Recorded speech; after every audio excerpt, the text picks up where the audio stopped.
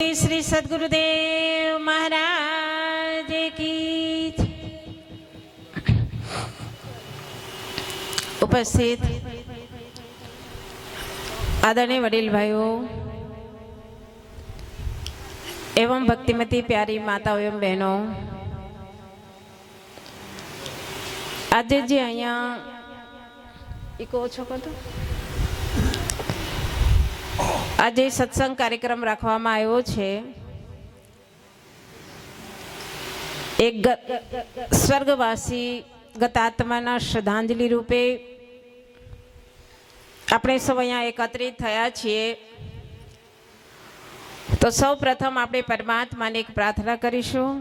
तो आप सौ प्रार्थना गावामां साथ आपशो। त्यां सुधीमां जे कोईने पाणी पीवुं होय पी लेशो, एटले पछी वच्चे डिस्टर्ब न थाय, केम के गरमी है एटले पाणी जरूरी है, एटले बधा पी लेशो। बोलिए श्री सद्गुरुदेव महाराज की। हे नाथ जोड़ी हाथ पाए प्रेम थी सहु मांगिए, शरणो मणे साचो तमारो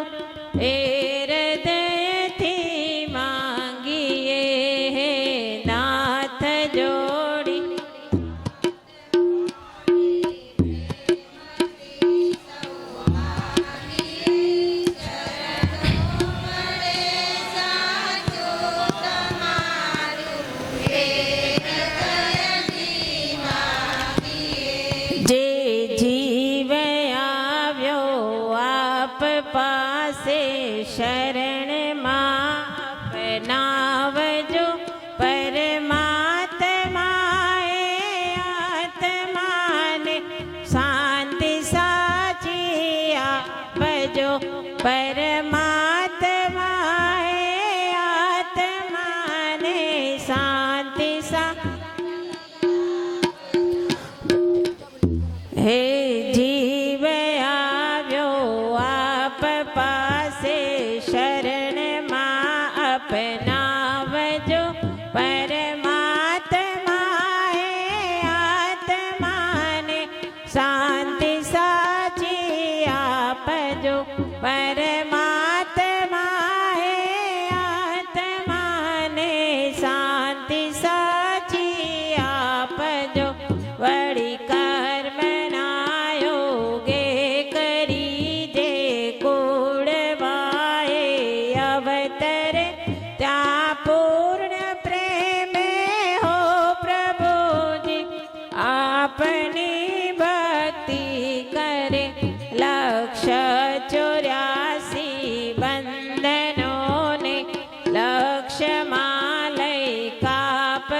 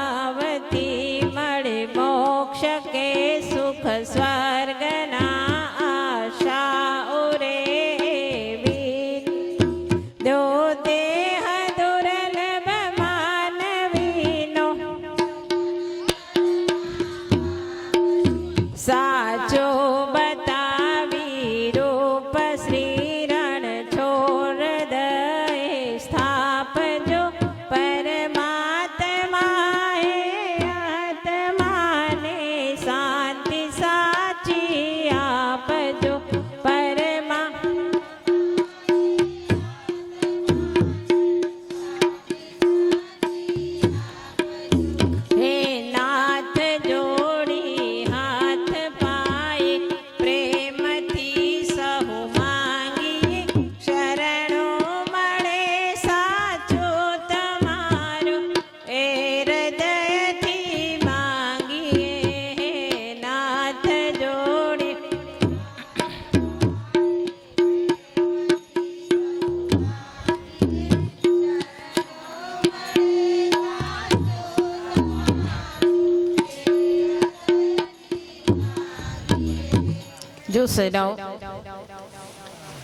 આપણે સૌએ સાથે મળીને પ્રાર્થના ગાઈ કે હે નાથ, હે પ્રભુ,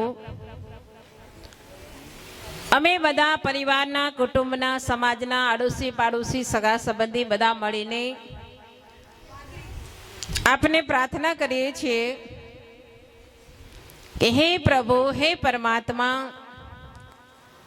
આજે જીવાત્મા આપના દ્વારે આવ્યો છે, આપના શરણે આવ્યો છે. એ જીવાત્માએ સંસારની અંદર રહીને ઘણા બધા એવા કંઈક પુણ્ય કર્મ કર્યા હશે. અને હું તો કહું છું કે હકીકત જરૂર કંઈક એવું સારું કર્મ માજીએ કર્યું હશે કે જે પુણ્યના ફળ સ્વરૂપે આજે એક જીવાત્માના નિમિત્તથી કેટલી બધી જીવાત્માઓને સત્સંગ મળી રહ્યો છે. જો નહીં તો આમ જોવા જઈએ તો તમારા દેણપ ગામની અંદર કેટલાય જતા હશે, પણ બધાની પાછળ આવો સત્સંગ નથી થતો. કોઈ કોઈ ભાગ્યશાળી બિરલા હોય છે, કોઈ પુણ્યશાળી એવી જીવાત્મા હોય છે જે જીવતા પણ કંઈક સારું કરીને જાય છે અને ગયા પછી પણ એને નિમિત્તથી કંઈક સારું કાર્ય થાય છે. અને એના પરિવારના પણ, એના દીકરા દીકરીઓ, એના વહુઓ જે કોઈ પણ છે પણ કંઈ એવા પુણ્યશાળી આત્મા હશે કે જે એવું શુભ કાર્ય વિચાર્યું કે અમારા વડીલ જે સંસારમાંથી ગયા છે, અમારા માતુશ્રી, એમના નિમિત્તે કંઈક એવું સારું કાર્ય કરીએ. કેમ કે ખવડાવવા પીવડાવવાનું, મોજ મજા કરાવવાનું તો દુનિયામાં બધા કરે જ છે, કરે ને. મોટા મોટા ભંડારા ખોલી દે, લોકોને બીજું ઘણું બધું વસ્ત્ર ના તે ઘણું બધું દાન પુણ્ય કરી લે. પણ સત્સંગ એ મહાદાન છે. જ્ઞાન યજ્ઞ એ સૌથી શ્રેષ્ઠ યજ્ઞ છે. કેમ કે ઓલી બધી વસ્તુ તો થોડા દિવસ માટે યાદ કરશે, જ્યાં સુધી ઓઢશે, પહેરશે, ખાશે, પીશે, કલાક બે કલાક થોડી વાર યાદ કરશે બધા, પછી એની પાસે હતું તે કર્યું, એમાં શું થઈ ગયું. પણ આ સત્સંગ જે છે, વ્યક્તિ જ્યાં સુધી જીવે છે ત્યાં સુધી યાદ કરે છે કે આ એક જગ્યા પર માજીના નિમિત્તથી કંઈક કાર્યક્રમ હતો, એમાં અમે ગયા હતા, તો આવા કંઈક બે શબ્દ સાંભળ્યા હતા. અને આટલી બધી જીવાત્માઓમાંથી કદાચ એકાદ વ્યક્તિના અંદર પણ જો આ સત્સંગના શબ્દ ઉતરશે અને એ ભક્તિના માર્ગ પર જો ચાલશે તો એના થકી એ જીવાત્માની આત્માને કેટલી શાંતિ મળશે. કેમ કે શાસ્ત્રો બતાવે છે કે જે ગતાત્માની પાછળ સત્સંગ થાય છે એ સત્સંગનું કેટલું મોટું ફળ મળે છે કે વ્યક્તિને ક્યાંથી કઈ યોની સુધી એને પહોંચાડી દે છે. જે ભાગવતની અંદર પણ આપ લોકોએ ઘણી વાર સાંભળ્યું હશે, ગોકર્ણ ધુંધુકારીની કથા આવે છે કે જેને એક પ્રેત યોની મળી હતી અને પ્રેત યોનીમાંથી સત્સંગના પ્રભાવથી એક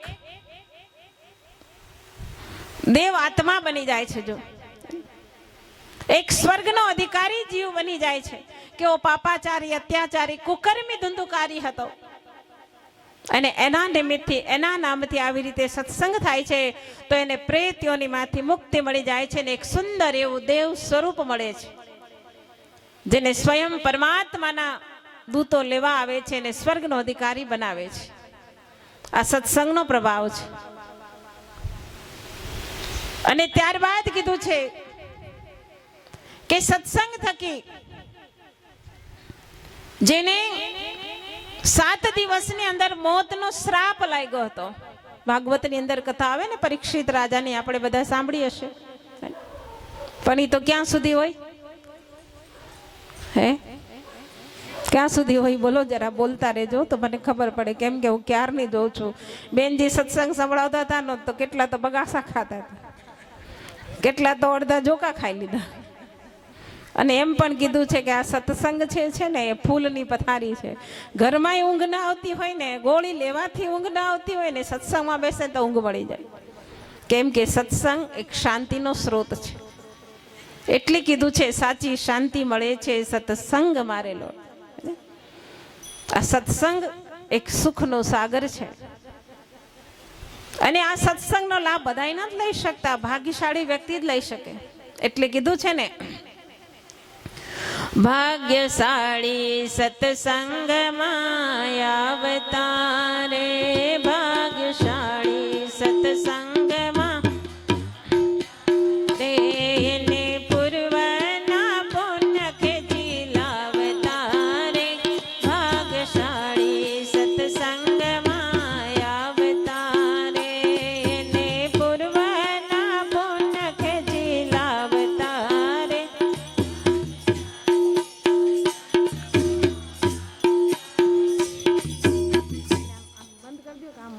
સિટી વાગે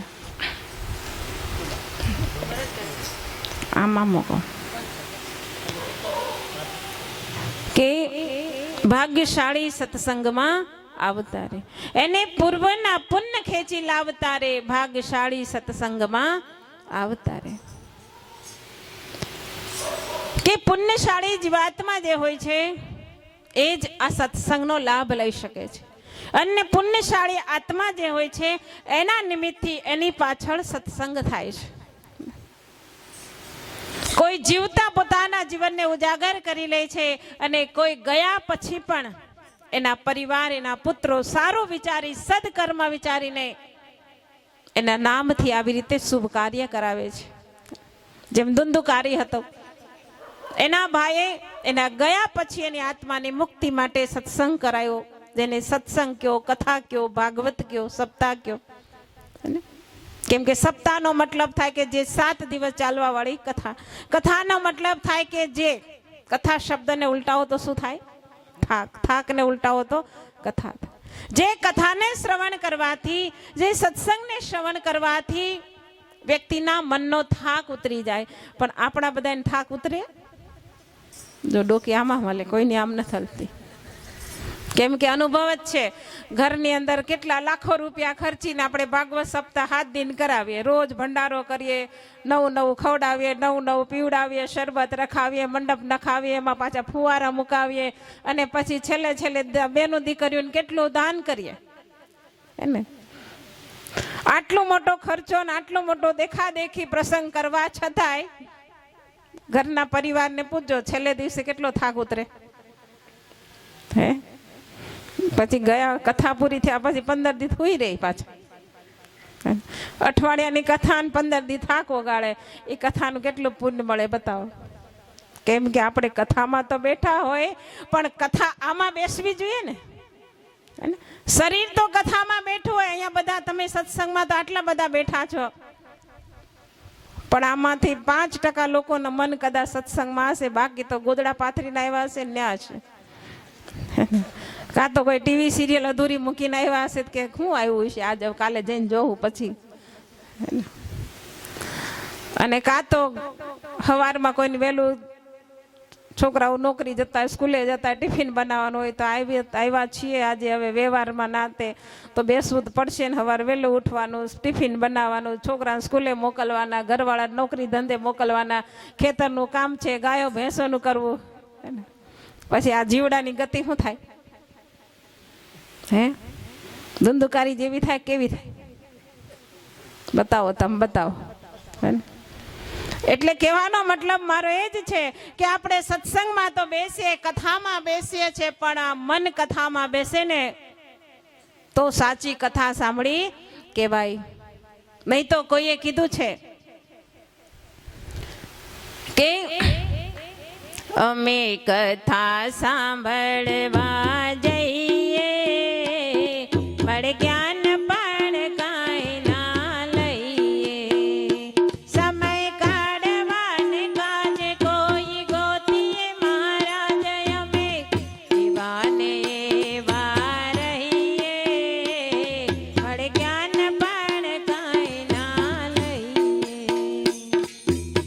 કીધું? સાચું કીધું ખોટું બતાવો? હે ને? જો તમે જ કહો છો, હું તો ખાલી ગાયું. જવાબ તમારે આપવાનો, કેમ કે તમે બધા જાઓ છો સાંભળવા. જાઓ ને. આ ચૈતર મહિનો આખો, હમણાં પાછો ભાદરવો આવશે એટલે પાછી કથા કીર્તન ચાલુ થાય. પિતૃ મહિનો કહેવાય. કથા સાંભળવા તો જઈએ, જઈને બેસીએ તો ખરા, પણ મન કથામાં હોતું નથી. પણ જો મન કથામાં હોય ને તો જ આમાં કથા ઉતરે, નહીં તો આમાં કથા ઉતરે નહીં. તો જ આ જીવનનો થાક ઉતરે, નહીં તો થાક ઉતરે નહીં, ઉલટાનો ચડી જાય. એટલે જો અત્યારથી કોઈ લાંબા ને કોઈ ટૂંકા ને કોઈ વાંકા ને કોઈ આડા ને કોઈ અવળા થઈ ગયા. જો હજી તો કલાકે નથી થયો, હે ને? કેમ કે મન જ્યાં દુખતું હોય ત્યાં જ હોય. સત્સંગમાં મન લગાવે ને તો દુખાવામાંથી મન જતું રહે. એટલે આપણને સંતો અને મહાન પુરુષો કહે છે કે જીવનને ધન્ય બનાવવું છે. જીવનને જો કંઈક અંશે પરીક્ષિત રાજાની જેમ સુધારવું છે, કેમ કે મોત તો નિશ્ચિત છે જ, ચાહે નાના હોય ચાહે મોટા હોય. જેનો જ્યારે સમય પૂરો થાય એટલે બધાને એક ને એક દિવસ આ ઘર છોડીને જવાનું જ છે. કોઈનું આ પરમાનન્ટ ઘર નથી છે. ચાહે ગમે એવા પાકા દસ્તાવેજ કરેલા હશે ને, સાચું જ ખોટું, ગમે એટલા લીગલી દસ્તાવેજ કર્યા હશે ને, તો એક ને એક દિવસ આ ઘર છોડીને જવું પડશે. એટલે કીધું છે, આ ઘર નથી તમારો, મહેમાન છો પ્રભુના, કરશો ના મારું મારું દિનચારના દિલાસા. આ ઘર નથી તમારું. શું કીધું? આ ઘર નથી તમારું, મહેમાન છો પ્રભુના, કરશો ના મારું મારો દિનચારના દિલાસા. હે ને? કે આ ઘર તમારું નથી, આપણું છે. આ 5 માળનો બંગલો 50 કરોડનો કદાચ બનાવ્યો, તોય તમે છેલ્લે વિચાર કરો, ગમે એટલી પસીનાની મહેનત કરીને, ગમે એટલા ચારેય ખૂણેથી ભેગા કરીને, ગમે એટલાના માથા મૂંડીને 5 કરોડનો બંગલો બનાવ્યો, તો એ છેલ્લે તમારો ખાટલો ક્યાં જાહે? બતાવો. તારો ખૂણામાં ખાટલો ઢળાય સમજતો સારું છે, હે ને? તોય આપણને ચેતવે છે કે તારો ખાટલો ખૂણામાં જ જશે, અને તમારી કેટલી મૂડી રહેશે ખબર? ભલે 5 કરોડનો બનાવ્યો બંગલો, પણ તોય તમારી મૂડી છેલ્લે એટલી જ રહેશે. તૂટેલી ખાટલી, ફાટેલી ગોદડી, નીચે પાણીની માટલી, બાજુમાં દવાની બાટલી, મારી સંપત્તિ જો મારે કેવું ન પડ્યું આટલી એમ. એટલે અત્યારથી સમજી લેજો, જે જીવાત્મા સંસાર છોડીને ગયા ને માજી, એ માજી આપણને શિખામણ આપે છે કે ભાઈ, મેં ભલે કસીને મારા શરીરના બધા જ પુરજાને ઘસી નાખ્યા, પણ છેલ્લી ઘડીએ મને આમાંથી કાંઈ હું સાથે લઈને જતી નથી. જ્યારે સંસારની અંદર જન્મ ધારણ કરીને આવ્યા હતા, ત્યારે પહેલું જબલું જે પહેર્યું હતું એમાં ખિસ્સું કેટલું હતું, કેવડું હતું? નહોતું ને? જો. અને હવે છેલ્લે જ્યારે આ સંસાર છોડીને જશો, 2.5 મીટરનું ખાપણ ઓઢાડશે, એમાં કેવડું મોટું ખિસ્સું બનાવશો ને? 1 મીટરનું બનાવશો નહીં? તો હું તો હમણાં ભાભર બાજુ અમે જઈએ ને ઘણી વાર, ડીસા ભાભર બાજુ, ઘણા દાદા હોય 70, 80, 90 વર્ષના, જબાન પહેર્યા હોય ને, એના મને એમ થાય, દાદા આમાં તમે શું ભરો આવડા મોટા ખિસ્સામાં? કેમ કે 2 કિલો બાજરો આવી જાય. મેં કીધું આમાં શું ભરો તમે? એ કે કાંઈ નથી બેનજી, જો ખાલી છે. મેં કીધું તો આવડા મોટા શું કામ કરો? એ કે પેલાનું છે ને બનાવટ, એટલે હવે અમે આવા જ રાખીએ ખીસે. નાનું રાખતા હોય તો ખોટું કાપડ બગાડો. એ કે નહીં, નાનું નહીં, આવડું જ જોઈએ. મેં કીધું કાં? છેલ્લે જાઓ તો છોકરા કાંઈ ખાવા રસ્તામાં ભરી દે હે? એ કે અત્યારે હરખું ખાવા દે તો સારું. હે ને? છે ને? જો આ કહાની, ઘરની કહાની આપણે સાંભળીએ ને ત્યારે એમ થાય. પણ મેં કીધું દાદા તો ચાલો અમારે ભેગા આશ્રમમાં રહેજો, અમે તમને બરાબર ખાવા પીવા આપશું, સાચવશું. ના રે બાપા ના, તો આ ઘરની રખેવાળી કોણ કરે? તોય ઘર છૂટતું જો તો કેદી છૂટશે? સંતો કહે છે કે આ તમારું નથી, અને તોય પાછા કે આ મારું કરીને મરી જવાના, એમાંથી કઈ સાથે આવવાનું નથી. કાયમ આ ઘરમાં નથી રહેવાનું. ખબર જ છે આપણને બધાને કે એક ને એક દિવસ આ છોડીને જવાનું છે. તોય આવ્યા ત્યારે ખિસ્સું નહોતું, જઈશું ત્યારે ખિસ્સા નથી. વચ્ચેના ગાળામાં ગમે એટલા ખિસ્સા ભરી ભરીને કપડા ફાડી નાખશો ને તો છેલ્લી ઘડીએ એમાંથી કાણી પાઈ કામ આવવાની નથી. એટલે પરીક્ષિત રાજા આપણને શીખવાડે છે કે છેલ્લી ઘડી મોત તો આપણું આવવાનું જ છે, તો નિશ્ચિત છે, પણ છેલ્લી ઘડીને તમે સુધારી લો.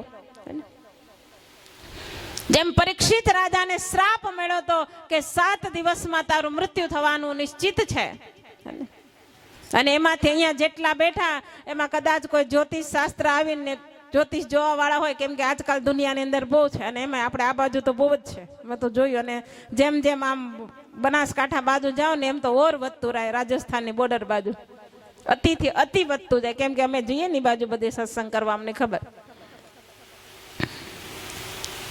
કે કોઈને કદાચ એમ કીધું કે 7 દિવસમાં મરવાનું, તમે બધા શું તૈયારી કરો? અહીંયા જેટલા બેઠા એમાં કદાચ કોઈ આવીને કીધું 7 દિવસમાં જવાનું, તો શું કરો તૈયારી? બતાવો તો મને, શું કરો?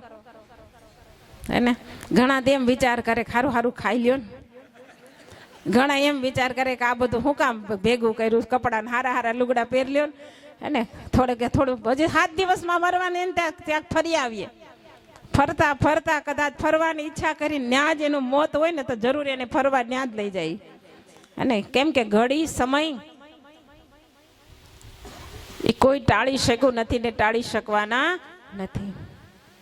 જે તમારી ઘડી છે, જે તમારો સમય છે ને જે તમારું સ્થળ છે, ત્યાં તમે ચાહે લાખ કોશિશ કરશો કે અહીંયાથી હવે મારે જવું જ નથી, પણ છતાંય તમારું મન ત્યાં તમને ખેંચીને લઈ જશે કે અહીંયા ઘડીને આ જ જગ્યા પર તારે મરવાનું છે. ઘણી વખત નથી કહેતા કેટલી ના પાડી, નહીં જાતો ત્યાં, નહીં જાતો ત્યાં, તોય ના ગયો,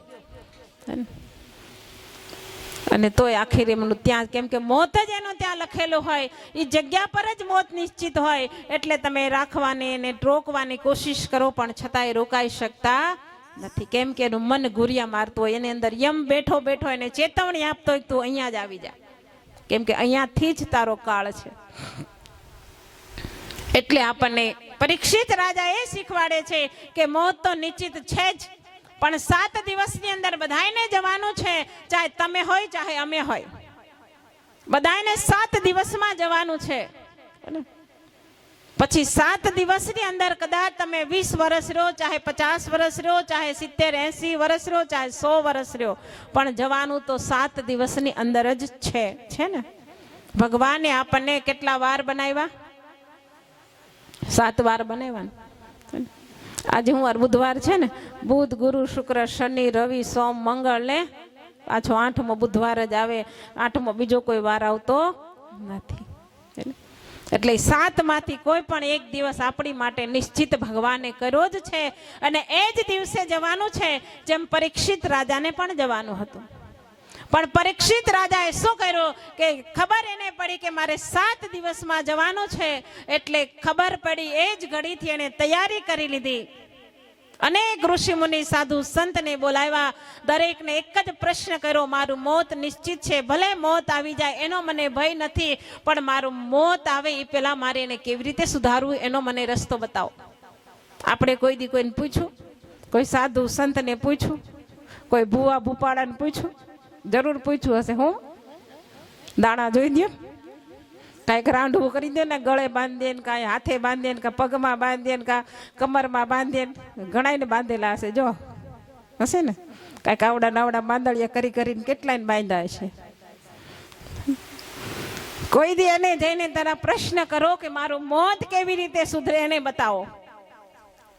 જો એવું બતાવનાર કોઈ સદગુરુ મળી જાય ને તો એમના ચરણોની અંદર જીવન સમર્પણ કરી દો, કેમ કે જેમને આપ તસવીર જોવો છો શ્રી ગુરુ મહારાજજી અમને માર્ગ બતાવ્યો છે.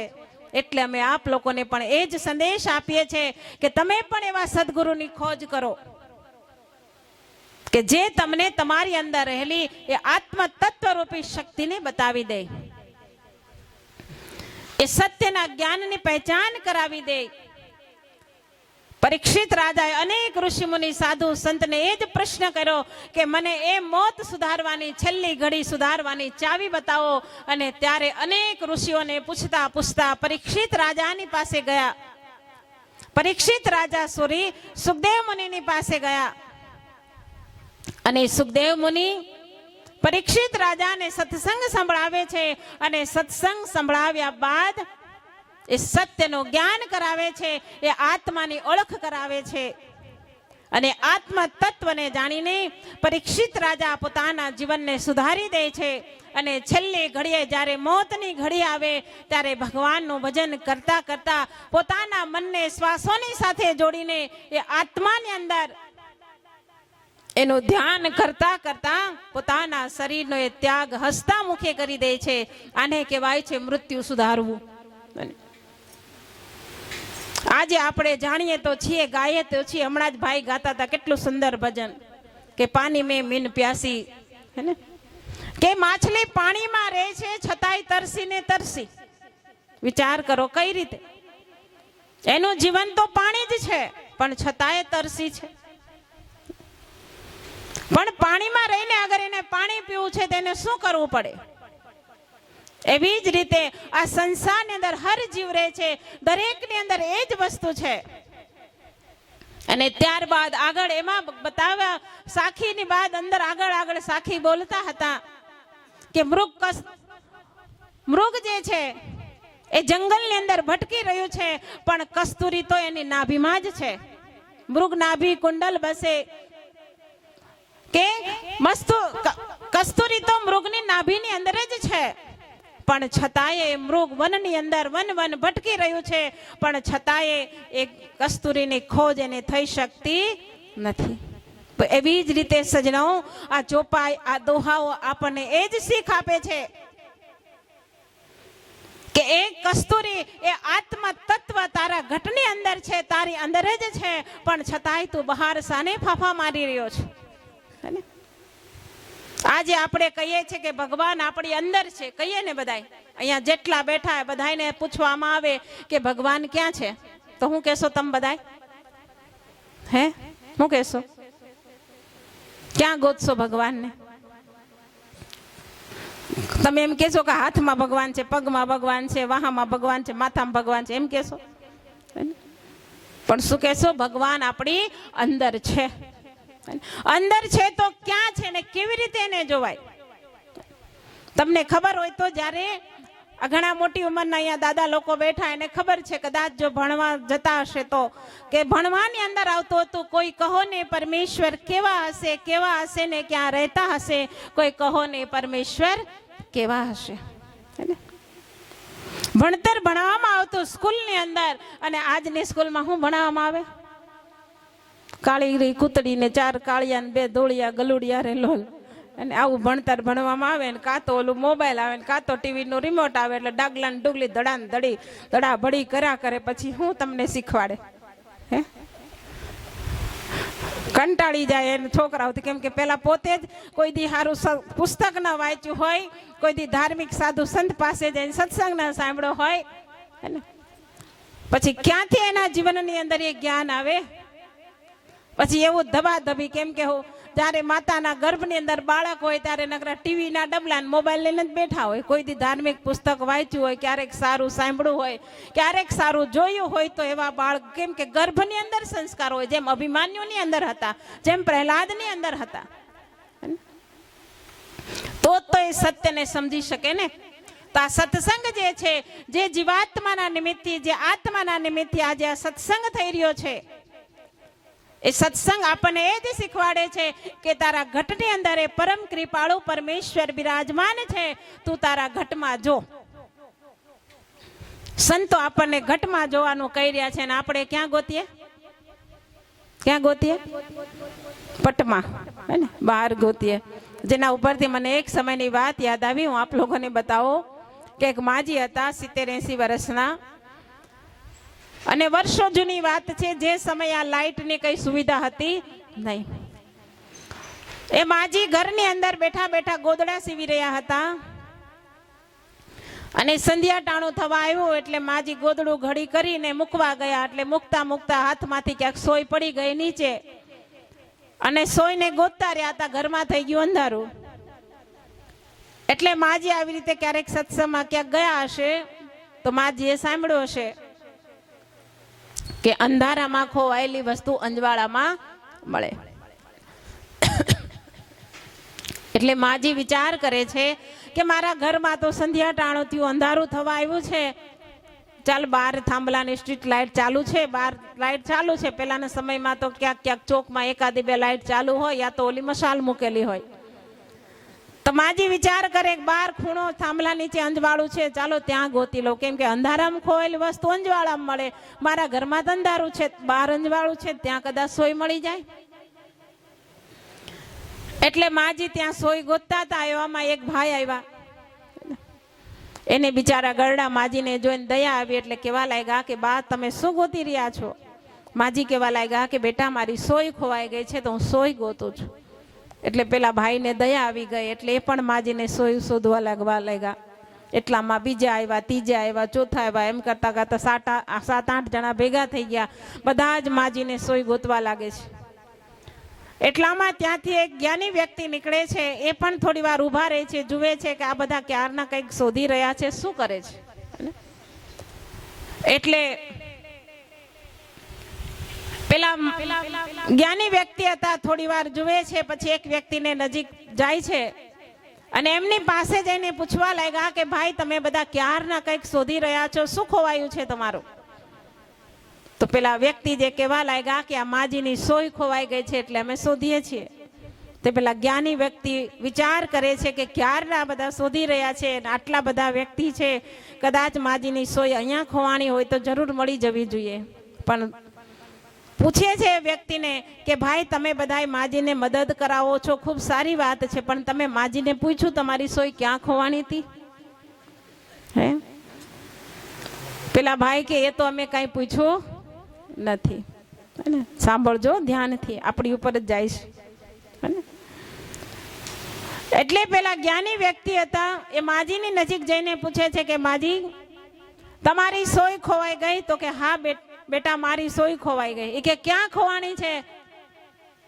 તો માજી કેવા લાગ્યા કે વાત એમ છે કે સંધ્યા ટાણું થયું, મારા ઘરની અંદર બેઠી બેઠી હું ગોદડું સીવતી હતી, ગોદડું ઘડી કરીને મૂકવા ગઈ તો સોય નીચે પડી ગઈ. થોડીક શોધવાની કોશિશ કરી, ત્યાં સંધ્યા ટાણું થવાથી અંધારું ઘરમાં થઈ ગયું, એટલે અંધારામાં સોય ના મળે. પણ મેં ક્યારેક સત્સંગમાં ગઈ હતી ત્યારે મેં સાંભળ્યું હતું કે અંધારામાં ખોવાયેલી વસ્તુ અંજવાળામાં મળે. મારા ઘરમાં અંધારું હતું એટલે હું બહાર આવીને ગોતવા માંડી. એટલે પેલા સંત થોડીક વાર તમારે જેમ એને હસવું આવ્યું, પછી કેવા લાગ્યા કે માજી તમે ચાલો મારી સાથે.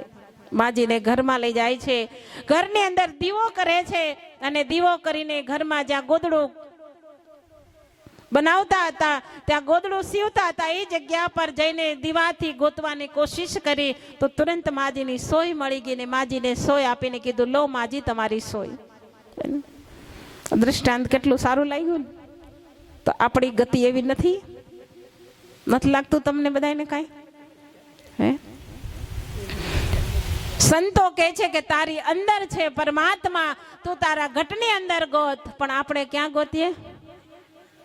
જો એટલે કોઈ કીધું ને, આપણે બધા ભજનમાં ગાઈએ ને, તારો હીરો ખોવાનો કચરામાં, તારો હીરો ખોવાનો કચરામાં, કોઈ ગોતે ગંગામાં, કોઈ જમનામાં, કોઈ ગોતે તીર્થ યાત્રામાં, તારો હીરો ખોવાનો કચરામાં, કોઈ ગોતે હોમમાં, કોઈ હવનમાં, કોઈ ગોતે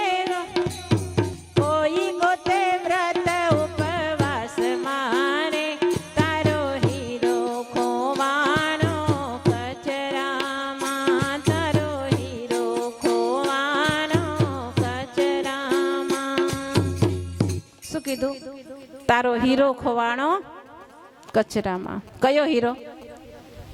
આ બધા સુરતમાં, મુંબઈમાં, અમદાવાદમાં આ બાજુ બધે ઘસે ઈ હીરા ઘંટીએથી. ઈ હીરો કદાચ ઝાડુ લગાવવાથી ભાગમાં હશે તો મળી જશે, પણ આ કયો હીરો કચરામાં ખોવાઈ ગયો? હે, સંતો બતાવે છે કે આજે હીરો ખોવાઈ ગયો છે, પણ આપણે બધા એને ક્યાં ગોતીએ? કોઈ ગોતે હોમ કરવામાં, કોઈ હવન કરવામાં, કોઈ યજ્ઞ કરવામાં, મોટા મોટા બળકા કરે, હે ને? કોઈ અનેક પ્રકારની તીર્થયાત્રાની અંદર ગોતે ને. હમણાં જો આ શ્રાવણ મહિનો આવશે, તમે જોજો. અમારે ગુરુ મહારાજીનો પ્રોગ્રામ સપ્ટેમ્બર મહિનામાં છે ને, અમારે ટિકિટ 4 મહિના પહેલા કરાવી હતી તોય ન મળે. અમે કીધું ભાઈ આટલી બધી ટ્રાફિક કેમ? એ કે બેનજી હવે છે ને બધા અહીંથી કથા કરવા હરિદ્વાર જાય, 500, 600 અને 700 માણાની એ કારે લઈ લઈને. મેં કીધું પણ અહીંયા કથા કરતા શું વાંધો? એ કે નહીં, હરિદ્વારની ભૂમિમાં જ કથા કરવાની. કથા તો ખાલી કેટલી કલાક હોય? કેટલી કલાક હોય? 2 કલાક જ હોય સવારે, પછી રખડવાનું જ હોય ને. અને અહીંથી બધાને એમ કે અમે કથા કરવા કથામાં જઈએ સજનો, પણ કથા અંદર બિહારીને આવો તો વાંધો નહીં, પણ ઓલે કથાને બદલે માથે કેટલા 5-5 મણના પોટલા બાંધીને આવે. હરિદ્વારની બજાર ખૂંદી નાખે. હવે તો હરિદ્વાર વાળા દુકાને બધાને ખબર પડી ગઈ કે ગુજરાતથી જ આવ્યા છે, એટલે એ ગુજરાતી બોલવા માંડ્યા હવે બધા. હાલો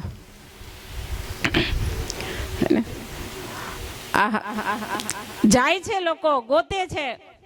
તીર્થયાત્રા કરવામાં એનો સમય પૂરો થઈ ગયો. પેલાના સમયની અંદર પણ આપણા પૂર્વજો યાત્રા કરતા, પગપાળા જતા, 6 મહિના, વર્ષ દિવસે યાત્રા કરીને પાછા આવતા, હે ને? અને આજે તો ખિસ્સું ખચોખચ ભરીને જાય ને ખાલી થાય ત્યાં પાછા આવી જઈએ. પણ અનેક તીર્થોમાં ભ્રમણ કરીએ, અનેક મંદિરોમાં જઈએ, અનેક દેવ દર્શનોમાં જઈએ. તમે બતાવો જ્યાં જ્યાં તમે દર્શન કર્યા, જ્યાં મંદિરમાં તમે ગયા, ભગવાનના દર્શન કરીને આવ્યા? બતાવો. તમે બધા તીર્થયાત્રા કરવા જાઓ, તમારા ગામમાં હાલો તીર્થયાત્રા કરવા ન ગયા કઈ નહીં, તમારા ગામમાં કેટલાય મંદિર હશે, જાતા હશો ને દર્શન કરવા? હે, અત્યારે ન જાઓ તો કઈ નહીં, શ્રાવણ મહિનામાં જરૂર બધા જાઓ ને, ટબુડી લઈને શંકર બાપાને દર્શન કરવા, હે ને? સજનો, આપણે દરેક જગ્યાએ તીર્થોની અંદર જઈએ છે, ભગવાનના દર્શન કરવા માટે જઈએ છે. પણ તમે બતાવો, જ્યારે તમે ભગવાનના દર્શન કરવા માટે જાઓ, આખું મંદિર આંખ ખોલીને જુઓ છો, પણ જ્યારે ભગવાનની સામે જાઓ છો, મસ્તક નમાવો છો, તો ખુલ્લી આંખે દર્શન કરો ભગવાનના. હે, શું વાંધો આવ્યો? ભગવાને કઈ તમારું બગાડ્યું? તો તમારે વેવાય આવ્યા હોય ને આંખ બંધ કરીને વાહ ફરીને બેસી જાજો, કેમ? મજા આવે ને? મજા આવે? કેમ? શું થાય? શું વાંધો આવે બેસતા હોય તો?